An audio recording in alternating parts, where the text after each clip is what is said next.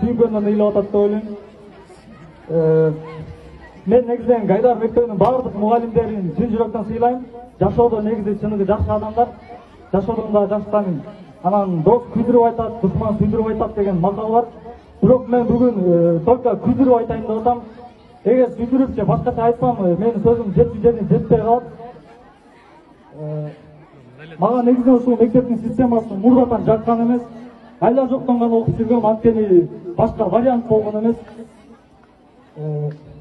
Бардык мектепти айта албайм, бирок биздин мектепте англис тил сабак окулат.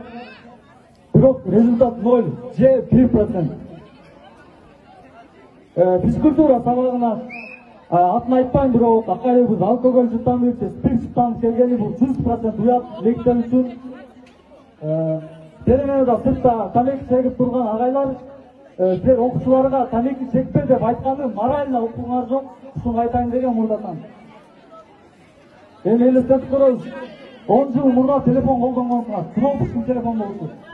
Азыркы телефонларда карагыла, смартфон, отпечатка, Google, полный информацияны табылса болот.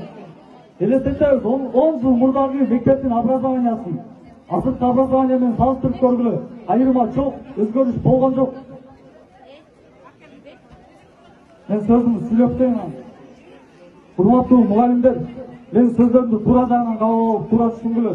Буга чейин бул сөздөрдү менден башка эч ким айта алган эмес. Айткандан коркот болчудар.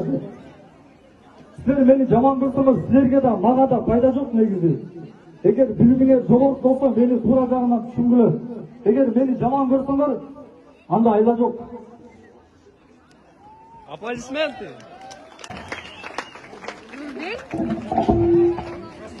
Так.